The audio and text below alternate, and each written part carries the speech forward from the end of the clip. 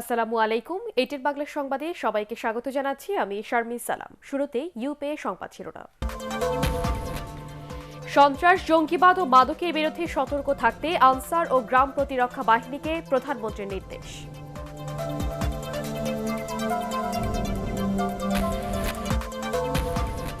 যত কিছুই হোক, বিএনপি জামাত কেউ কাউকে ছাড়তে পারবে না, মন্তব্য ওবায়দুল কাদেরের।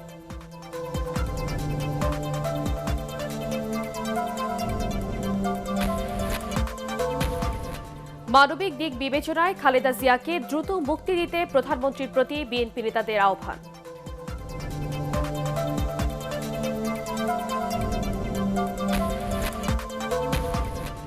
জাতীয় সংসদে সংরক্ষিত নারী আসনে ৪৯ প্রার্থী সবাইকে বৈধ ঘোষণা নির্বাচন কমিশনের।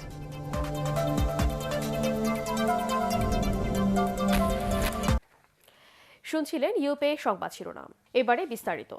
সন্ত্রাস, জঙ্গিবাদ এবং মাদকের বিরুদ্ধে সতর্ক থাকতে আনসার ও গ্রাম প্রতিরক্ষা বাহিনীকে নির্দেশনা দিয়েছেন প্রধানমন্ত্রী শেখ হাসিনা। সামাজিক নিরাপত্তা নিশ্চিতের অংশ হিসেবে আমার বাড়ি আমার খামার প্রকল্প বাস্তবায়নের কথাও জানান তিনি। গাজীপুরের শফিপুরে আনসার ও ভিডিপি একাডেমিতে ৩৯তম জাতীয় সমাবেশে তিনি এসব কথা বলেন। এ সময় দেশের উন্নয়নে সবাইকে একসাথে কাজ করার আহ্বান জানান প্রধানমন্ত্রী। শফিউল আলম সুজনের রিপোর্ট। আধা সামরিক আনসার ও গ্রাম প্রতিরক্ষা বাহিনীর ৩৯তম জাতীয় সমাবেশে যোগ দেন প্রধানমন্ত্রী শেখ হাসিনা। এ সময় সরকার প্রধানকে দেয়া হয় সর্বোচ্চ রাষ্ট্রীয় সালাম, গার্ড অফ অনার। শান্তি, শৃঙ্খলা, উন্নয়ন ও নিরাপত্তার প্রতীক এই বাহিনীর প্যারেড ঘুরে দেখেন প্রধানমন্ত্রী। পরে জাতীয় সমাবেশের কুচকাওয়াজে দীপ্ত পায়ে শৃঙ্খলার মন্ত্র নিয়ে মঞ্চের দিকে একে একে এগিয়ে যায় কন্টিনজেন্ট। মঞ্চে দাঁড়িয়ে অভিবাদন গ্রহণ করেন প্রধানমন্ত্রী শেখ হাসিনা। সেবা ও সাহসিকতার স্বীকৃতিপ্রাপ্ত বাহিনীর সদস্যদেরকে ব্যাচ পরিয়ে দেন সরকার প্রধান। ৫ সদস্যের পরিবারের কাছে মরণোত্তর পদক দেন বঙ্গবন্ধু কন্যা। পরে সন্ত্রাস, জঙ্গিবাদ, মাদকের বিরুদ্ধে নিজের শক্ত অবস্থানের কথা জানিয়ে আনসার ও বিডিপিকে এই বিষয়ে প্রস্তুত থাকার নির্দেশ দেন প্রধানমন্ত্রী। মাদক, জঙ্গিবাদ এবং সন্ত্রাস প্রতিরোধে আমাদেরকে সবসময় সজাগ থাকতে হবে। আমাদের সরকার বাংলাদেশ আনসার ও গ্রাম প্রতিরক্ষা বাহিনী উন্নয়নে বিভিন্ন কর্মসূচি বাস্তবায়ন করেছে। দেশকে আমরা উন্নয়নশীল দেশ হিসেবে আমরা আরও উন্নত করতে চাই এবং এই অর্জনটা আমরা যেন ধরে রাখতে পারি সেদিকে আমাদের সকলকে আন্তরিকতার সাথে কাজ করতে হবে। আনসার বাহিনীর অবদানের কথা স্মরণ করে দেশের উন্নয়নে সবাইকে একসাথে কাজ করার আহ্বান জানান সরকার প্রধান। আসুন সকলে মিলে আমাদের মাতৃভূমিকে আমরা উন্নত সমৃদ্ধ দেশ হিসেবে গড়ে তুলতে পারি, যেন বিদেশে দেশে সকল ক্ষেত্রে বাংলাদেশ বাঙালি জাতি মাথা উঁচু করে মর্যাদার সাথে আমরা চলতে পারি। দেশের শান্তি, নিরাপত্তা এবং মানুষের আর্থসামাজিক উন্নতি, এটাই আমাদের লক্ষ্য। আর সেই লক্ষ্য নিয়ে আমরা কাজ করে যাচ্ছি। বাংলাদেশকে আমরা চাই উন্নত সমৃদ্ধ সোনার বাংলাদেশ হিসেবে গড়ে তুলতে এবং ইনশাআল্লাহ আমরা তা করতে পারবো। সর্বশেষ আনসার ও গ্রাম প্রতিরক্ষা সদস্যের মনোজ্ঞ সাংস্কৃতিক অনুষ্ঠান উপভোগ করেন প্রধানমন্ত্রী শেখ হাসিনা। শফিউল আলম সুজন, এটিএন বাংলা। যত কিছুই হোক, বিএনপি জামাত কেউ কাউকে ছাড়তে পারবে না বলে মন্তব্য করেছেন আওয়ামী লীগের সাধারণ সম্পাদক ওবায়দুল কাদের। সকালে সচিবালয়ে এক ব্রিফিংয়ে তিনি বলেন, এটি তাদের কৌশলগত কোনো বিষয় না। ওবায়দুল কাদের বলেন, উপজেলা নির্বাচনে কারা থাকলো কিংবা কারা থাকলো না তা নিয়ে সরকারের মাথা ব্যথা নেই। তবে তিনি এও বলেন, বেশ কয়েকটি দল স্বতন্ত্র প্রার্থী দাঁড় করাবে এবং এতে প্রতিদ্বন্দ্বিতা হবে। ঢাকা বিশ্ববিদ্যালয় কেন্দ্রীয় ছাত্র সংসদ ডাকসু নির্বাচন নিয়ে সড়ক পরিবহন ও সেতুমন্ত্রী বলেন, ডাকসু নির্বাচন নিয়ে বিএনপিতে টানাপোড়েন আছে। লন্ডনে থাকা বিএনপির ভারপ্রাপ্ত চেয়ারম্যান তারেক রহমান যা বলবেন ছাত্রদল তা করবে বলেও মন্তব্য করেন ওবায়দুল কাদের। আমি মনে করি দুটোই সাম্প্রদায়িক দল, কেউ একটু উগ্র সাম্প্রদায়িক, কেউ একটু লিবারেল কমিউনাল পার্টি। একটা হচ্ছে একেবারে আর একটা লিবারেল, মাঝে মাঝে আবার লিবারেল আর এক্সট্রিমিজম একেবারে এক মোহনায় একাকার হয়ে যায়। মানবিক দিক বিবেচনা করে বিএনপি চেয়ারপারসন বেগম খালেদা জিয়াকে দ্রুত মুক্তি দিতে প্রধানমন্ত্রী শেখ হাসিনার প্রতি আহ্বান জানিয়েছেন সাবেক বিরোধী দলীয় চিফ হুইপ জয়নুল আবেদিন ফারুক। জাতীয় প্রেস ক্লাবের সামনে আয়োজিত এক মানববন্ধনে তিনি আহ্বান জানান। এ সময় বেগম জিয়ার মুক্তি নিশ্চিত করতে বিএনপি নেতাকর্মীদের মাঠে নামার তাগিদ দেন তিনি। একাদশ জাতীয় সংসদ নির্বাচনে জনগণের ভোটাধিকার ছিনিয়ে নেওয়া হয়েছে অভিযোগ করে অনিয়ম তদন্তে কমিশন গঠনের দাবি জানান জয়নুল আবেদিন ফারুক। এর আগে নয়াপল্টনে দলের কেন্দ্রীয় কার্যালয়ে সংবাদ সম্মেলনে বিএনপির সিনিয়র যুগ্ম মহাসচিব রুহুল কবির রিজভী অভিযোগ করেন, সরকারের ব্যর্থতায় সারা দেশে আইন শৃঙ্খলা পরিস্থিতি ভেঙে পড়েছে। কোথাও যেন কোনো কিছু নিয়ন্ত্রণে নেই, আইন শৃঙ্খলা ভেঙে পড়েছে। গুম, খুন, বিচার বহির্ভূত হত্যার সাথে সামাজিক অনাচার মহামারী আকার ধারণ করেছে। বিচারহীনতার সংস্কৃতি গড়ে তুলে আওয়ামী সরকারের নৈরাজ্যে সারা দেশে এক বিভীষিকাময় পরিস্থিতি তৈরি হয়েছে। মাননীয় প্রধানমন্ত্রী, আপনি একজন মহিলা, আর একজন সাবেক 3 বারের প্রধানমন্ত্রী আজকে কারাগারে। মানবিক দিকে বিচার করে হলেও আজকে তাকে মুক্তি দেওয়া উচিত। বিচারাধীন যেসব মামলাগুলো আছে মামলা চলুক, তাকে জামিনের ব্যবস্থা করা হোক, তাকে চিকিৎসার ব্যবস্থা করা হোক। দরিদ্র ও দুর্যোগপ্রবণ এলাকার মানুষের জীবনমান উন্নয়নে এবার বিশেষায়িত প্রকল্প নিতে যাচ্ছে দুর্যোগ ব্যবস্থাপনা ও ত্রাণ মন্ত্রণালয়। সকালে সচিবালয়ে মন্ত্রণালয়ের সম্মেলন কক্ষে মন্ত্রণালয় ও বিভিন্ন দপ্তরের বিশেষজ্ঞদের সাথে এ নিয়ে পর্যালোচনা বৈঠক করেন প্রতিমন্ত্রী ডক্টর এনামুর রহমান ও সিনিয়র সচিব শাহ কামাল। বিশেষায়িত এই প্রকল্পের আওতায় 64 জেলার 64,000 মানুষকে আবাসন সুবিধা দেওয়া হবে বলেও এ সময় জানান তারা। এই প্রকল্পের প্রথম ধাপ শেষ হবে আগামী জুনের মধ্যে।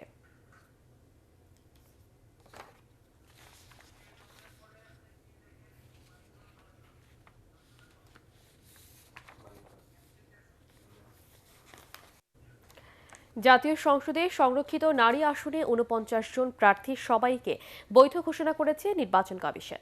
যাচাই বাছাই শেষে রিটার্নিং অফিসার আবুল কাশিম এই ঘোষণা দেন। যদিও বিএনপির জন্য নির্ধারিত একটি আসনে কোনো প্রার্থী মনোনয়নপত্র দাখিল করেননি, আগামী 4 মার্চ সংরক্ষিত আসনের ভোটের নির্ধারিত দিন থাকলেও আসন সংখ্যার সমান প্রার্থী হওয়ায় ভোটের প্রয়োজন হচ্ছে না।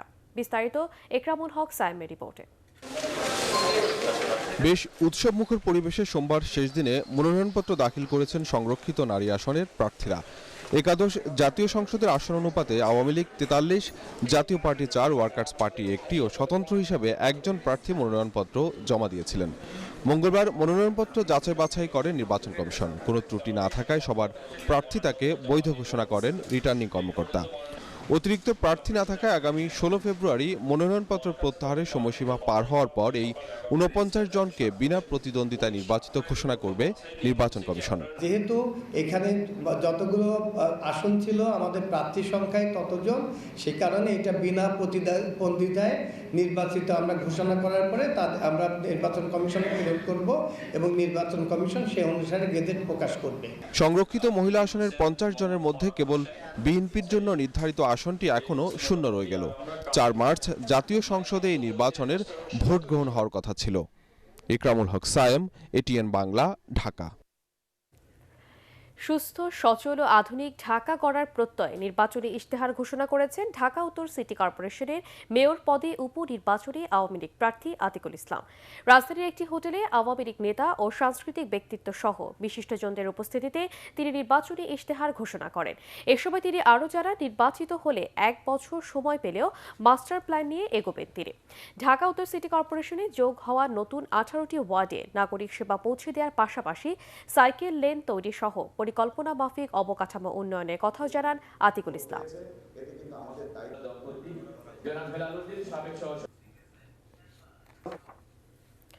ফরিদপুরে প্রথমবারের মতো বাণিজ্যিকভাবে চাষ হচ্ছে জারবেরা ফুল। অন্যান্য ফুলের তুলনায় এই ফুলের চাষ ব্যয়বহুল ও ঝুঁকিপূর্ণ, আর আবহাওয়া অনুকূলে থাকায় যশোরের ঝিকরগাছায় উৎপাদন ভালো হয়েছে বিভিন্ন জাতের ফুলের। ফরিদপুর প্রতিনিধি কামরুজ্জামান সোহেল ও যশোর থেকে শাহনারা বেগমের রিপোর্ট জানাচ্ছেন রাজীব সাহা। ফরিদপুর সদর উপজেলার গদাধরডিঙ্গি এলাকায় বাণিজ্যিকভাবে জারবেরা ফুল চাষ করে ব্যাপক সাফল্য পেয়েছেন আনোয়ার হোসেন ও তার ভাই লিয়াকত হোসেন। 4 মাস আগে ভারতের পুনে থেকে জারবেরার 7,000 টিস্যু চারা সংগ্রহ করে নিজের 1 একর জমিতে রোপণ করেন তারা। এরই মধ্যে বাহারি রঙের জারবেরা ফুল ফুটতে শুরু করেছে তাদের বাগানে। প্রতিটি গাছ থেকে 30 থেকে 40টি ফুল সংগ্রহ করা যায়। উদ্যোক্তারা জানান, এ ফুল চাষে খরচ হয়েছে 20 থেকে 22 লাখ টাকা, আর এ মৌসুমে বিক্রি করে 1 কোটি টাকা আয় করার আশা তাদের। ফরিদপুরে এই প্রথম আমি এই জারবেরা ফুলের চাষ করতেছি। এই ফুলের বাজারে ব্যাপক চাহিদা আছে। সরকার যদি আমাদের একটা প্রশিক্ষণের ব্যবস্থা করে, সেক্ষেত্রে আগামীতে আমি এই ফুলের চাষাবাদ করব। সুদমুক্ত ঋণের ব্যবস্থা করতো, তাহলে আমাদের মতো বেকার যুবকদের ভাগ্য পরিবর্তনের ব্যবস্থা হইতো। জেলা কৃষি সম্প্রসারণ অধিদপ্তরের উপপরিচালক জানান, ফুল চাষে কৃষকদের উদ্বুদ্ধ করার পাশাপাশি তাদের কারিগরি পরামর্শও দেয়া হচ্ছে। জমিগুলো আমরা ভিজিট করে সাথে সাথে আমরা যে ধরনের পরামর্শ দরকার আমরা সে ধরনের পরামর্শ দিয়ে থাকি। এদিকে মাটি ও আবহাওয়া অনুকূলে থাকায় এবছর যশোরের ঝিকরগাছা উপজেলার গোদখালীতে ফুলের উৎপাদন ভালো হয়েছে। ভালোবাসা দিবস ও 21শে ফেব্রুয়ারি সহ বিভিন্ন উৎসবকে সামনে রেখে ফুল পরিচর্যায় ব্যস্ত সময় পার করছেন চাষিরা। তবে ফুলের দাম নিয়ে হতাশ তারা। আস্তে আস্তে দেখা যাচ্ছে একটা অনুষ্ঠানের সময় আসছে, একটু ভালো হচ্ছে, তারপরেও আমরা এতে আশানুরূপ সন্তুষ্ট না। ফেব্রুয়ারিতে আশা করা যায় আমরা একটু ফুলের দাম পাবো এবং একটু লাভবান হব। আর্থিক ক্ষতি পুষিয়ে নিতে এই ফুল যাতে বিদেশে রপ্তানি করা যায়, সেজন্য ফুলের মান বৃদ্ধি করার লক্ষ্যে একটি গবেষণা কেন্দ্র স্থাপনের উদ্যোগ নিয়েছে সরকার।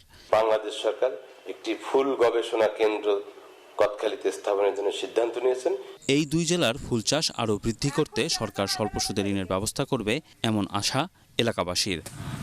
রাজীব সাহা, এটিএন বাংলা। এবারে জানাবো শেয়ার বাজারের খবর।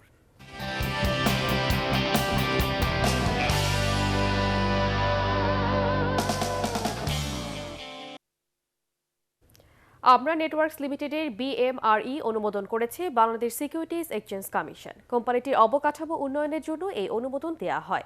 অব্যবহৃত IPOর অর্থ এই কাজে ব্যবহার করার সিদ্ধান্ত নেয় কোম্পানির পরিচালনা পর্ষদ। কোম্পানিটিকে অবকাঠামোগত উন্নয়নের জন্য 39,52,298 টাকা ব্যবহারে অনুমতি দেয় BSEC।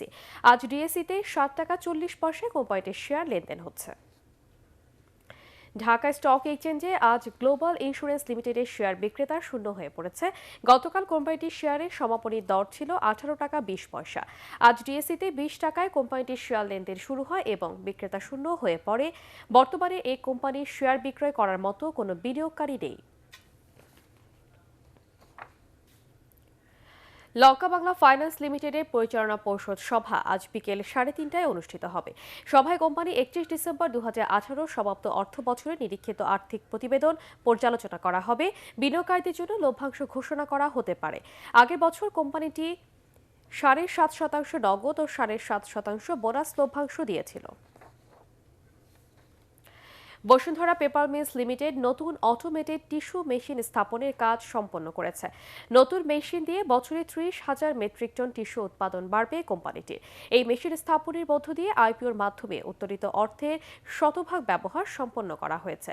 নতুন এই মেশিনে উৎপাদিত পণ্যে আয় হবে বছরে 400 কোটি টাকা এবং কর পরিশোধের পর মুনাফা হবে 36 কোটি টাকা। ট্রায়াল প্রোডাকশন সফলভাবে শেষ হওয়ার পর ইতিমধ্যে কোম্পানিটি বাণিজ্যিক উৎপাদন শুরু করেছে। মেশিনটি প্রতিস্থাপন করার আগে বসুন্ধরা পেপার মিলস বছরে 1,13,050 মেট্রিক টন টিস্যু এবং পেপার উৎপাদন করত।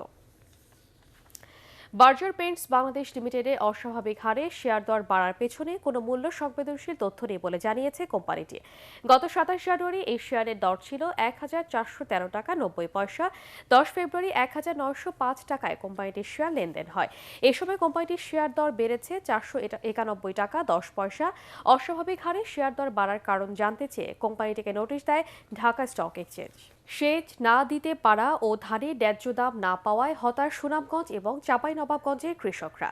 তারা বলছেন, সুনামগঞ্জের বিশ্বম্বরপুরের করচার হাওরে এবার সহস্রাধিক একর জমিতে সেচের অভাবে বোরো চাষ হয়নি। অন্যদিকে গত আমন মৌসুমে লোকসানে ধান বিক্রি করেছেন চাঁপাইনবাবগঞ্জের কৃষকরা। আর বোরো ধানের দাম 1,000 টাকা নির্ধারণ করার দাবি জানিয়েছেন শেরপুরের চাষিরা। প্রতিনিধিদের তথ্যচিত্রের ভিত্তিতে রিপোর্ট করছেন বিপ্লব রায়। সুনামগঞ্জের বিশ্বম্ভরপুর উপজেলার করচার হাওরে এবার সহস্রাধিক একর জমিতে সেচের অভাবে বোরো চাষাবাদ হচ্ছে না। উপজেলার ধরের পাড়, আধুখালী, পিয়ারীনগর ও বাগগাঁওয়ের কয়েকশো কৃষক এ কারণে বিপাকে পড়েছেন। তারা বলছেন, ধরের পাড়েরই শতাধিক একর ও পিয়ারীনগরে 7 থেকে 800 একর জমি এবার পতিত থাকবে। এছাড়া জমিতে রোপণ করা চারা লাল হয়ে যাচ্ছে বলেও জানান তারা। পানি নেই, রোয়া লাগাইতেছি আমরা, রোয়া মরিয়া দিতেছে। এখানে মনে 3 মাইল এরিয়ার ভিতরে পানি দিকে 3 কেয়ার লাগাই দিয়েছে বা 4 কেয়ার, আর বাকি সবটাই ক্ষতি। স্থানীয় বিএডিসি কর্মকর্তারা বলছেন, করচার হাওরের যে অংশে পানি সংকট, ওই অংশে নতুন একটি প্রকল্পের মাধ্যমে সেচ সুবিধা সম্প্রসারণ করা হচ্ছে।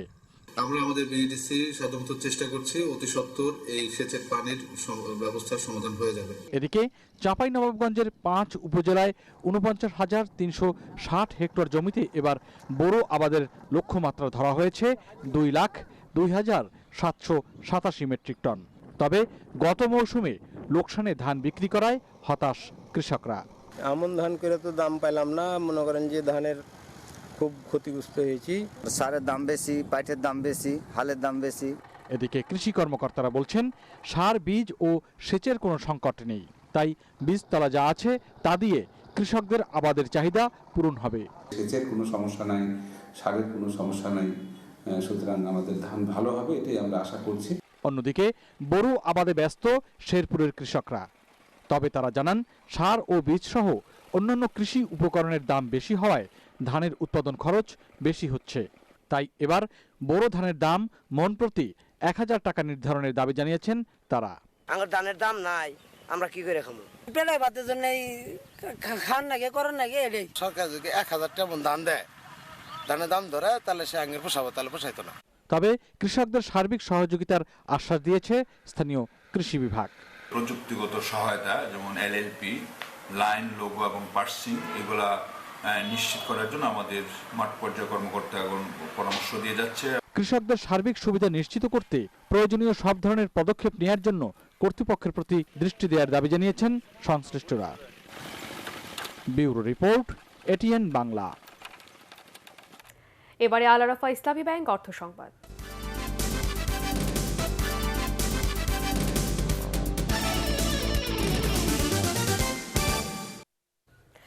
বাংলাদেশ টেক্সটাইল মিলস কর্পোরেশন বিটিএমসির ভবিষ্যৎ কর্মপরিকল্পনা নিয়ে এক মতবিনিময় সভা অনুষ্ঠিত হয়েছে। রাজধানী কাউরান বাজারে বিটিএমসি কার্যালয়ে আয়োজিত সভায় প্রধান অতিথি ছিলেন বস্ত্র ও পাট মন্ত্রী গোলাম দস্তগীর গাজী। বিটিএমসির chairman brigadier general Mohammad Kamruzzaman এসব অন্যান্যের মধ্যে উপস্থিত ছিলেন।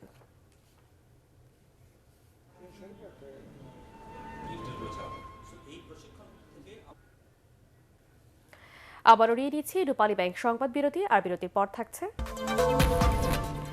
নেপিয়ারে প্রথম ওয়ানডেতে কাল নিউজিল্যান্ডের বিপক্ষে মাঠে নামবে বাংলাদেশ।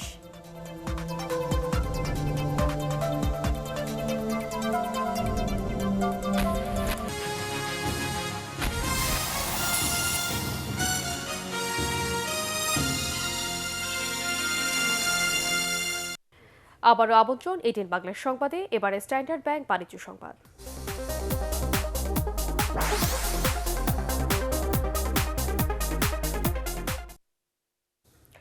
ভোলার চরাঞ্চলে দিন দিন বাড়ছে মহিষ পালন, বাড়ছে দুধের উৎপাদন।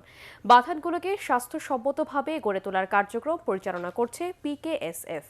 আধুনিক ও উন্নত জাতের ষাঁড় মহিষ সরবরাহ করা হচ্ছে বাথানীদের মধ্যে। এতে খুশি মহিষ পালকরা। ভোলা থেকে আহাদ চৌধুরী তুহিনের রিপোর্ট, জানাচ্ছেন মামুনুর রশিদ। সরকারি হিসাবে দ্বীপ জেলা ভোলার সদর, দৌলত খান, বোরহানুদ্দিন, লালমোহন, তজুমুদ্দিন, চরফেশান ও মনপুরা উপজেলায় ছোট বড় 1/2 শতাধিক চর রয়েছে। এসব চরে বিভিন্ন বাথানে রয়েছে 90,000 মহিষ। নানা সমস্যা নিয়ে চরাঞ্চলে মহিষ টিকে থাকলেও এনজিওদের পরামর্শে বেড়েছে দুধ উৎপাদন। আর এতে খুশি মহিষ মালিকরা। এমনকি বাচ্চা অল্প কদিন বাচ্চা ভালো হয়, দুধের একটু আগের তো একটু বাড়তি হয়েছে। আলহামদুলিল্লাহ, আল্লাহ দিলে আমরা খুব খুশি আছি। জন উন্নয়ন যে সংস্থাটা ওনারা যেভাবে এই সার মহিষ দিল এবং চিকিৎসা বিভিন্ন সাইট মিলিয়ে ওনারা ভালো একটা সুযোগ দিতে আছে। আন্তর্জাতিক কৃষি উন্নয়ন তহবিল ইফাদের অর্থায়নে পল্লী কর্মসহায়ক ফাউন্ডেশনের পেজ প্রকল্পের সহযোগিতায় উন্নত পদ্ধতিতে মহিষ পালন হচ্ছে। আর জাত উন্নয়নে গ্রামীণ জন উন্নয়ন সংস্থা উন্নত জাতের ষাঁড় মহিষ ও নিয়মিত চিকিৎসা সেবা দিয়ে আসছে। এতে করে মহিষের মৃত্যুর হার অনেক কমে গেছে। কেল্লা এখনকার বাঁশের মাধ্যমে যে কেল্লা আছে নারকেল টাকলে, সেটাকে আরো, আপনার কনসার্নটা আমি বুঝছি, সেটাকে আরো স্বাস্থ্যসম্মত এবং হাইজেনিক করা সম্ভব, সেটাতে আমরা অবশ্যই মনোযোগ দেব। শিগগিরই চরের অস্বাস্থ্যকর বাথানগুলোকে আধুনিকায়নের মাধ্যমে মহিষের জন্য স্বাস্থ্যকর আবাসস্থল গড়ে তোলা হবে বলে জানান সংশ্লিষ্টরা। Bureau report, ATN Bangla. এবারে পার্টেক্স খেলার খবর।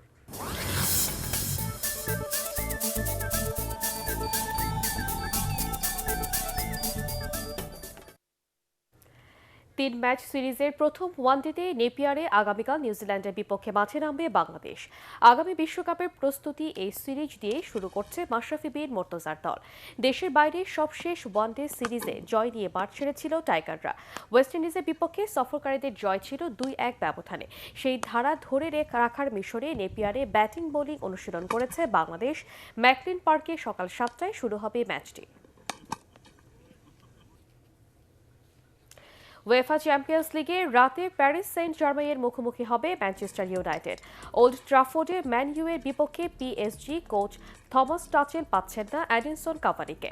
ইনজুরির কারণে আগে থেকেই নেই নেইমার। একাদশের দুই সেরা অস্ত্রকে ছাড়া কাজটি কঠিন বলে মনে করেন পিএসজি কোচ।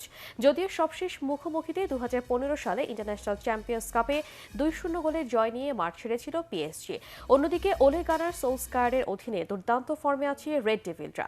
সব প্রতিযোগিতা মিলে শেষ 5 ম্যাচে অপরাজিত তারা। আরেক খেলায় এএস রোমা খেলবে এফসি পোর্টোর বিপক্ষে। রাত 2টায় শুরু হবে ম্যাচটি।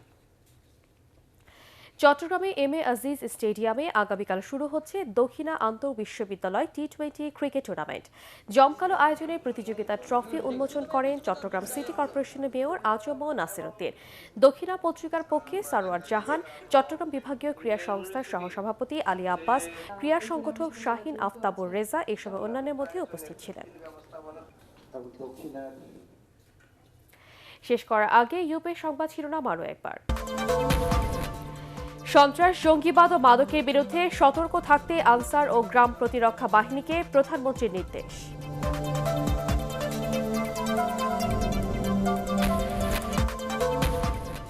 যত কিছুই হোক, বিএনপি জামাত কেউ কাউকে ছাড়তে পারবে না, মন্তব্য ওবায়দুল কাদেরের।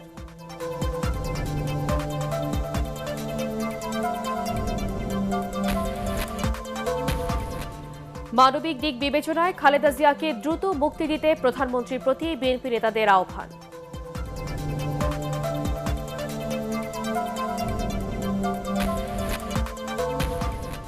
জাতীয় সংসদে সংরক্ষিত নারী আসনে 49 প্রার্থী সবাইকে বৈধ ঘোষণা নির্বাচন কমিশনের।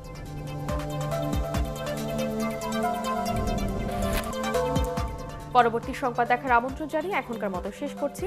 এটিএন বাংলা সংবাদ ইউটিউবে দেখতে ব্রাউজ করুন www.youtube.com/ATNTube News। সাবস্ক্রাইব করে থাকুন এটিএন বাংলার সাথে।